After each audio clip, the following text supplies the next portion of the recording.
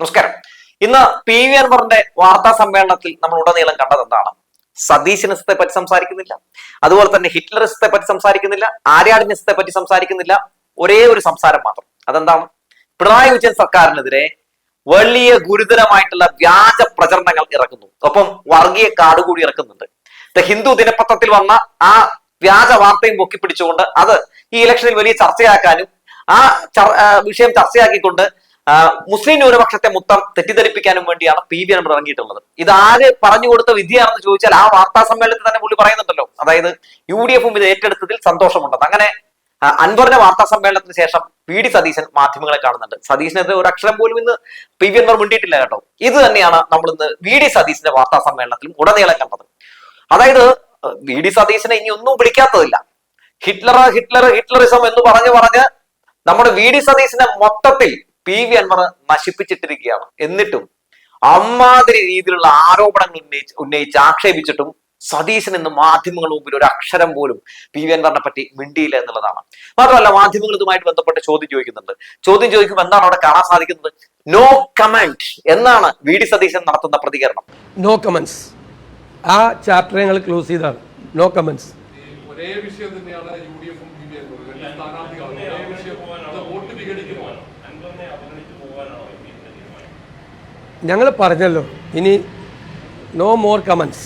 അതിൽ നിന്ന് തന്നെ ഡീലിംഗ് എല്ലാം വ്യക്തമാണ്. എന്തായാലും ഈ തിരഞ്ഞെടുപ്പിന് മുമ്പ് തന്നെ നമ്മുടെ പി വി അൻവർ നാമനിർദ്ദേശ പത്രിക പിൻവലിക്കാനുള്ള സാധ്യതകളാണ് കാണുന്നത്. കാരണം ഇന്ന് തന്നെ അദ്ദേഹത്തിന്റെ വാർത്താ സമ്മേളനത്തിൽ നമുക്കത് കാണാൻ സാധിക്കുന്നുണ്ട്. പിന്നെ പ്രചാരണ രംഗത്തൊന്നും അദ്ദേഹം വലിയ കാര്യമായിട്ടൊന്നും ഇറങ്ങുന്നില്ല. അതൊക്കെ കാണുമ്പോൾ തന്നെ അറിയാം സ്വാഭാവികമായും എന്തോ ഡീലുകൾ നടന്നിട്ടുണ്ടെന്ന്. എന്തായാലും ഈ ഇലക്ഷൻ സമയത്ത് ഇപ്പൊ നടക്കുന്ന സമയത്ത് തന്നെ മുന്നണി പ്രവേശനം ഒന്നും നടക്കില്ലെങ്കിൽ പോലും ഈ തെരഞ്ഞെടുപ്പ് കഴിയട്ടെ, അതിനുശേഷം മുന്നണി പ്രവേശനം നടത്താം, അല്ലെങ്കിൽ അതിനുള്ള അവസരം തരാം, എന്തായാലും നിങ്ങളെ ചേർക്കാം എന്ന ഒരു ഉറപ്പ് കൊടുത്തിട്ടുണ്ടെന്നാണ് നമുക്ക് മനസ്സിലാക്കാൻ സാധിക്കുന്നത്. അതുകൊണ്ടാണ് ഇന്ന് മുതൽ പി വി അൻവർ സ്വരാജിനെ തോൽപ്പിക്കാൻ വേണ്ടി അല്ലെങ്കിൽ LDF സർക്കാരിനെതിരെ മാത്രം സംസാരിച്ചുകൊണ്ടിരിക്കുന്നത്. LDF ബഹുദൂരം മുന്നിലാണ്, സ്വരാജ് ബഹുദൂരം മുന്നിലാണെന്ന് കണ്ടപ്പോൾ, അതായത് സംഘപരിവാറിനെതിരെ അതുപോലെ തന്നെ വർഗീയതക്കെതിരെ ശക്തമായ നിലപാട് സ്വീകരിക്കുന്ന ഒരു സ്ഥാനാർത്ഥിയാണ് സ്വരാജ് എന്ന നാട്ടിലെ ജനങ്ങൾ മുഴുവൻ പറയാൻ തുടങ്ങിയതെന്ന് കണ്ടപ്പോൾ ഇപ്പോൾ വർഗീയ ചീട്ടിറക്കി രംഗത്തേക്ക് ഇറങ്ങിയിരിക്കുകയാണ്.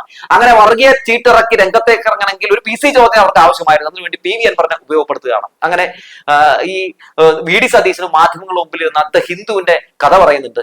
മാധ്യമ പ്രവർത്തകര് ദ ഹിന്ദു ദിനപത്രത്തിൽ ഈ പറയുന്നത് പോലെ അന്ന് വന്ന വാർത്ത വ്യാജമാണെന്ന് പുറത്തു വന്നിരുന്നല്ലോ എന്ന് പറഞ്ഞുകൊണ്ട് അവിടെ വർഗീയ കാർഡ് ഇറക്കാതിരിക്കാൻ വേണ്ടി ശ്രമം നടത്തിക്കൊണ്ട് അവിടെ നട്ടലുള്ള ചില മാധ്യമ പ്രവർത്തകർ ചോദ്യം ചോദിച്ചപ്പോഴത്തേക്കും വി ഡി സതീശൻ എഴുന്നേറ്റ് പോകുന്നുണ്ട്. മലപ്പുറത്തെ കുറിച്ച് അദ്ദേഹം നടത്തിയ പരാമർശങ്ങൾ ഖേദകരമാണ്, തെറ്റാണെന്ന് ഞങ്ങൾ പറയും. ആര് പറഞ്ഞാലും പറയും. പിറ്റേ ആഴ്ച എന്താ ചെയ്തത്? മുഖ്യമന്ത്രി അവിടെ പോയി, അദ്ദേഹത്തിന്റെ പരിപാടി പങ്കെടുത്തതിലും തെറ്റില്ല. അവിടെ ചെന്ന് ഇവിടെ നടത്തിയ പ്രസ്താവനയെ മുഖ്യമന്ത്രി ന്യായീകരിച്ചു. മുഖ്യമന്ത്രിയാണ് ഈ മലപ്പുറം വിരുദ്ധ പ്രചരണത്തിന് നേതൃത്വം കൊടുക്കുന്നത്. ഡൽഹിയിലിരിക്കുന്ന യജമാനന്മാരെ സന്തോഷിപ്പിക്കാൻ വേണ്ടിയിട്ടാണ് ഈ മലപ്പുറത്തെക്കുറിച്ചുള്ള സംഘപരിവാർ നറേറ്റീവ് CPM നേതാക്കൾ ആവർത്തിക്കുന്നത്. നാണമുണ്ടോ സതീശ എന്ന് ചോദിച്ചു പോവാണ്. പറയാൻ പ്രത്യേകിച്ച് വികസനത്തെ പറ്റി പറയാനൊന്നുമില്ല, അല്ലെങ്കിൽ ജനങ്ങളെ സംബന്ധിക്കുന്ന പ്രശ്നങ്ങളൊന്നും അവിടെ സംസാരിക്കാനില്ല. ആകെ സംസാരിക്കാൻ അറിയാവുന്നത് ഇങ്ങനെയുള്ള ചില കാര്യങ്ങളാണ്. അതിനപ്പുറത്തേക്ക് എന്താണ് UDF ജനങ്ങളോട് പറയാനുള്ളത്? ഒന്നും പറയാനില്ല എന്നുള്ളതാണ് വസ്തുത. അല്ല, പ്രതിപക്ഷം അതിന് പൂർണ്ണമായ പിന്തുണ കൊടുത്തിരിക്കുകയാണ്. ആ സമരത്തിന്റെ കൂടെ ഞങ്ങളുണ്ട്. ഞങ്ങൾ ആ സമരത്തെ ഇലക്ഷൻ ആയതുകൊണ്ടാണ് 18-ാം തീയതി അവിടെ വലിയ സമ്മേളനം വെച്ചിട്ടുണ്ട്. അതിലൊക്കെ ഞങ്ങളെല്ലാവരും പങ്കെടുക്കും. ഇതിനിടയിൽ സൂസിമാരെ സുഖിപ്പിക്കുന്നുണ്ട്. അങ്ങോട്ടേക്ക് വരാത്തത് വേറൊന്നും കൊണ്ടല്ല കേട്ടോ, ഇവിടെ ഇങ്ങനെ ഒരു പരിപാടി നടക്കുന്നതുകൊണ്ടാണ് എന്ന വാർത്താ സമ്മേളനത്തിലൂടെ വളച്ചു കെട്ടി പറഞ്ഞിട്ടുണ്ട്. മാത്രമല്ല, ആശാവർക്കന്മാർക്കൊന്നും ഈ പറയുന്നത് പോലെ പൈസ ഒന്നും കിട്ടുന്നില്ല, അത് സംസ്ഥാന സർക്കാരിന്റെ വീഴ്ചയാണ് എന്ന തെറ്റിദ്ധാരണ പടർത്തുന്ന കാര്യങ്ങൾ കൂടി വി ഡി സതീശൻ പറയുന്നുണ്ട്. സത്യത്തിൽ വി ഡി സതീശ നിങ്ങളൊരു നുണേശൻ തന്നെയാണെന്ന് ഉറപ്പിച്ചു പറയാൻ പറ്റും. നിങ്ങൾ ഭരിക്കുന്ന സമയത്ത് ഈ ആശാവർക്കന്മാരോട് നിങ്ങൾ കാണിച്ച അനീതിയൊക്കെ ഈ നാട്ടിലെ ജനങ്ങൾക്ക് അറിയാവുന്നതാണ്. നിങ്ങൾ അവർക്ക് ഓണററി കറക്റ്റ് ആയിട്ട് കൊടുക്കുന്നുണ്ടായിരുന്നു. അത് കിട്ടുന്നതിന് വേണ്ടി ഇവിടെ സമരം ചെയ്തതാരാണ്? CITU ആണ്. സമരം ചെയ്ത് അവസാനം നിങ്ങൾ ആ സമരക്കാർക്ക് മുമ്പിൽ മുട്ടുകുത്തുന്ന സാഹചര്യം ഉണ്ടായി. ഇന്ന് എന്താണ് അവസ്ഥ?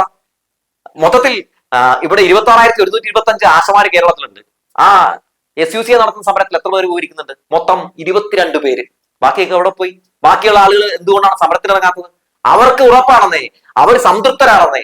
ഈ സർക്കാർ ആശമാർക്ക് വേണ്ടതെല്ലാം ചെയ്തു കൊടുക്കുന്നുണ്ട്. ഒരു കേന്ദ്ര പദ്ധതി ആയിരുന്നിട്ട് പോലും സംസ്ഥാന സർക്കാർ ഇന്ന് രാജ്യത്ത് ആശമാർക്ക് ഏറ്റവും കൂടുതൽ ഈ പറയുന്ന ഓണറേറിയം കിട്ടുന്ന ഒരു സംസ്ഥാനം നമ്മുടേതാണ്. അതിനെ പറ്റിയൊക്കെ നല്ല ബോധ്യം അവർക്കുണ്ട്. എന്നിട്ട് ഈ നാട്ടിലെ ജനങ്ങളെ മുഴുവൻ തെറ്റിദ്ധരിപ്പിക്കാൻ വേണ്ടി ഇങ്ങനെ കോലിന് മുമ്പിൽ ഇരുന്നിട്ട് ഇങ്ങനെ തുള്ളുന്നത് കാണുമ്പോൾ പൊന്ന് സതീശ, നിങ്ങളൊരു ലോക പരാജയം എന്ന് പറയാതെ വയ്യ.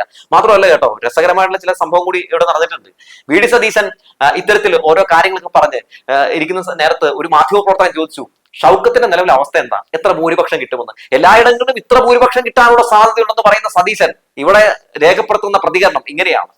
അല്ല, നല്ല ഭൂരിപക്ഷം ഞങ്ങൾ പ്രതീക്ഷിക്കുന്നുണ്ട്. ഞാൻ ഒരു തെരഞ്ഞെടുപ്പ് കാര്യങ്ങൾ നോക്കുന്ന ഒരാളെന്ന നിലയിൽ ഞാനതൊരു അവസാന ഘട്ടത്തിൽ പറയാം. കേട്ടല്ലോ, പറയുന്നില്ല എന്നാണ് പറയുന്നത്. എന്തുകൊണ്ടാണ് പറയാത്തത്? അവിടെ ബഹുദൂരം LDF മുമ്പിലാണെന്ന് അവർക്ക് നന്നായിട്ട് അറിയാം.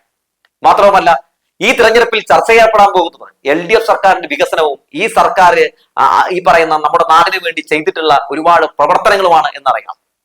ഈ നാട്ടിലെ ജനങ്ങൾ നമ്മുടെ സർക്കാരിനെ വിലയിരുത്തുമ്പോൾ സ്വാഭാവികമായും ഇനിയും തുടരട്ടെ എന്ന നിലപാട് തന്നെ സ്വീകരിക്കും എന്നറിയാം. അതിനെ തകർക്കാൻ വേണ്ടി വർഗീയ കാർഡിറക്കുന്നു, വ്യാജപ്രചരണം നടത്തുന്നു, മാധ്യമങ്ങൾ ഉപയോഗിച്ചുകൊണ്ട് ഇല്ലാത്ത കഥകൾ പടച്ചുവിടുന്നു. അങ്ങനെ നിരവധി സംഭവങ്ങൾ എടുത്തിട്ട് അലക്കുകയാണ്, ശ്രമം നടത്തിക്കൊണ്ടിരിക്കുകയാണ്. അപ്പൊ പെട്ടെന്ന് അങ്ങനെ പറയാൻ കഴിയും?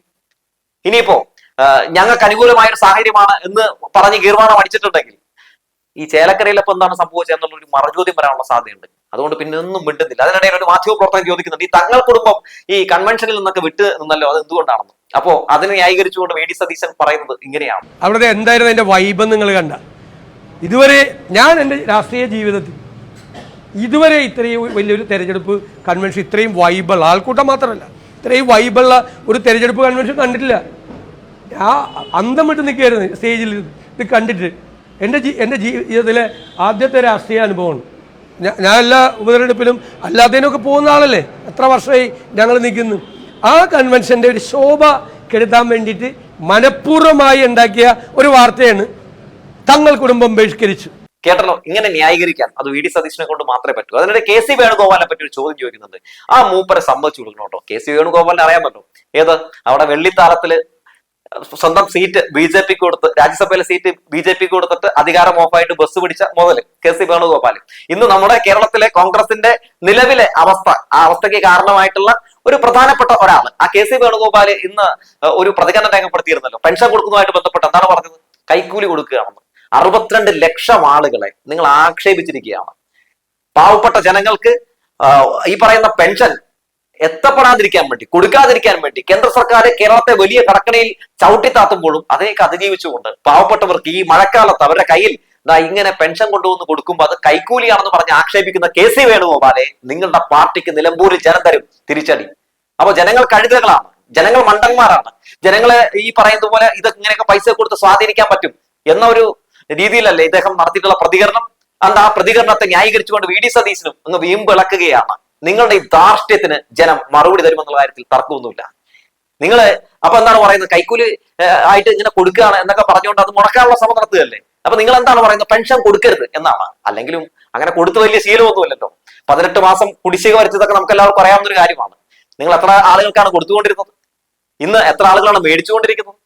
മാത്രവുമല്ല, അല്ലെങ്കിൽ നമുക്ക് ഈ അടച്ചും കൂട്ടിയും ഈ പറയുന്ന പവർക്കെട്ടിലേക്ക് ആൾക്കാർ ഇരുത്തിയൊക്കെയാണല്ലോ ശീലം. ആ കാലഘട്ടത്തിലേക്കാണ് നിലമ്പൂരിലെ ജനങ്ങളെ വിളിച്ചുകൊണ്ടിരിക്കുന്നത്, വാടി വിളിച്ചുകൊണ്ടിരിക്കുന്നത് ഈ UDF. എന്തായാലും അതിന് തക്കതായിട്ടുള്ള മറുപടി കൊടുക്കുമെന്നുള്ള കാര്യത്തിൽ യാതൊരു തർക്കവുമില്ല കേട്ടോ. എന്തായാലും വി ഡി സതീശന്റെ വാർത്താ സമ്മേളനമൊക്കെ ഗംഭീരമാകുന്നുണ്ട്. പക്ഷേ ഒന്നും അങ്ങോട്ട് ഒക്കുന്നില്ലല്ലോ എന്ന് പറഞ്ഞു വെച്ചുകൊണ്ട് നിർത്തുകയാണ്.